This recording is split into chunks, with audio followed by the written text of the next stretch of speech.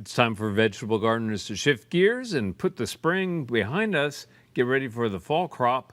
And joining me right now to talk about how we do that is Randy Thompson from the Sunshine Community Gardens. Welcome back to the show, Randy. Thank you. Thank you for having me, Tom. It's great to have you here. And this year, spring and fall are beginning to feel like diametrically opposed. The spring was a time of monsoon, lots of moisture, lots of fungal problems. And now we're in a kind of a drying spell. So what do we do to kind of clean up the garden in terms of garden hygiene from all that stuff that's kind of hanging on from the springtime?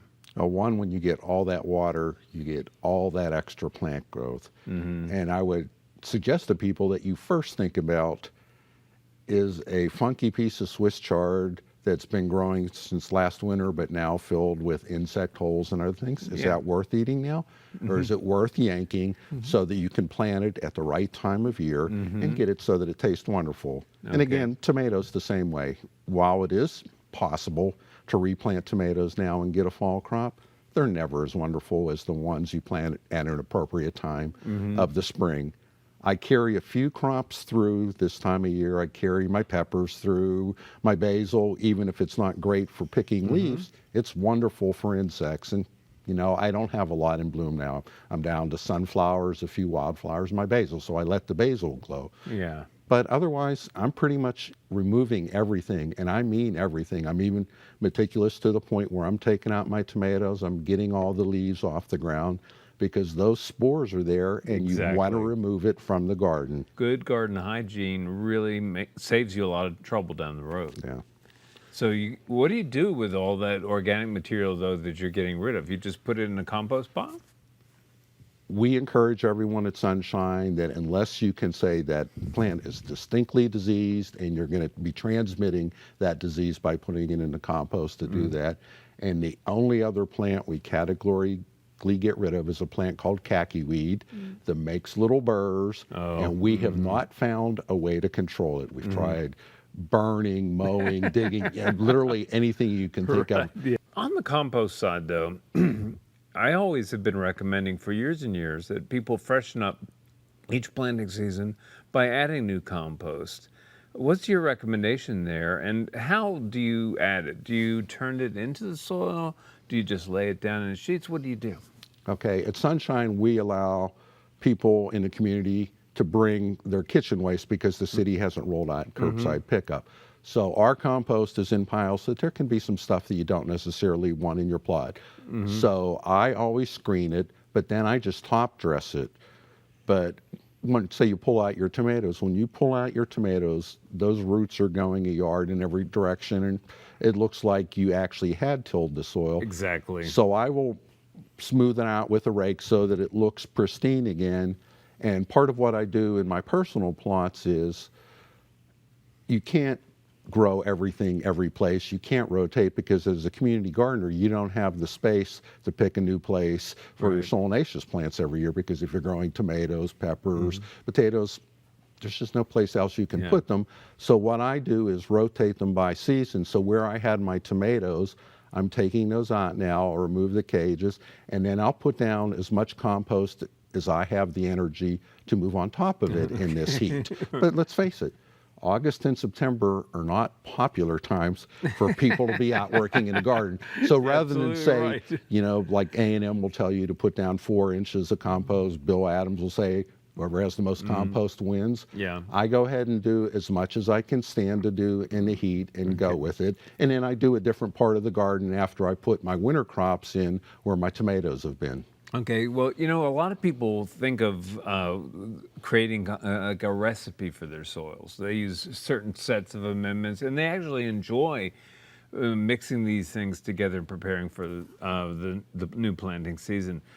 What do you recommend in terms of soil amendments and fertilizers, those kinds of things? The only thing I have ever used at Sunshine besides the compost material that I'm putting in is I've used sulfur a few times, and truthfully it was because someone brought a big sack of sulfur to the garden, and I wanted to lower the pH to get it to be in a more appropriate range for tomatoes. And a few times I've used cotton burr compost that again has been acidified. with sulfur. But other than that, I rely on what we have at Sunshine. And we do, because of the number of gardens we have to buy compost from the outside. Sometimes we do it locally. We had a tractor trailer bring mushroom compost in once that was actually pretty wonderful, except that we did that maybe 3 years ago. And I'm still pulling out oak trees because there were so many acorns in the material. And it's taking them that long. And a wet year like this year, a lot of them did actually germinate. Okay. Well, you know, there is a bit of garden wisdom that tells us, be careful what plants you plant in succession. You don't plant these plants on the heels of these plants. Are there any rules or kind of highlights in that subject area that you want to underscore? I have an ag education. I'm an Aggie from Penn State, but I have found that supposedly you can't put peas next to beets and things like that. Yeah, and I do it, and there is no problem. Now they're physically separated by only about 3 or 4 inches, so I've not had that problem with either them hindering the other or from diseases or something else carrying in from the other year. What I like to tell people is that you have to maintain your hygiene, but remember that no matter how good you are, if your neighbor lets their tomatoes sit there with early blight, the spores that caused rust in soybean flew all the way across the Atlantic Ocean.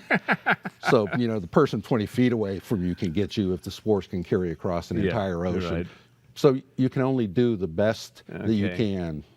All right. But I've not had an issue with things. Now, because I garden among 200 people, you see lots of folks at Sunshine that do interplant, do resort to shading, do a weekly fertilization of things like that.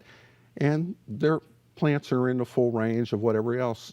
Some are good, some are bad. And I think in Texas, our big limiter is the temperature and the lack of rain. Right. A big question a lot of people have for fall gardening or any kind of vegetable gardening is seeds or transplants. What's your favorite approach? I almost exclusively seed. The things that I put in from transplants are only in the spring when I'll do my tomatoes, peppers, eggplants like that. And I'll admit that when I do broccoli and other the brassicas that you need big things like heading broccoli or cauliflower, I don't bother with that because I found that those Asian cultivars that do single spears of broccoli are much more appropriate for my wife and I. Yeah. And with most vegetables, you need to get them planted at the sweet spot so that they have enough time to mature before the weather gets bad. Right. So if you want a broccoli or cauliflower that's big heading kind, go buy a transplant, but otherwise just be patient and do it from seeds. And I usually shoot for late September, the beginning of October to get that in. And some years it's totally successful. Last year, I put my spinach in at the beginning of October. Turns out it was too warm. I put my spinach in again at the end of October, and I finally got a fairly good germination rate.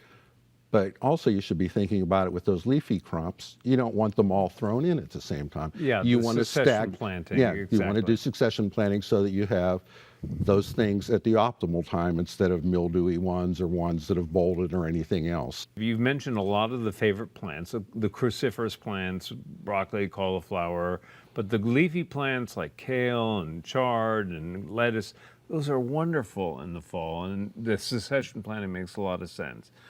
We only have a brief amount of time left, and I want you just to tell people about the community gardens and how people get plots, etc. Okay. I always want to tell people that when you garden, you really should take notes, but part of that is you need to see things to take notes. So look at your neighbor's yard, look at a community garden.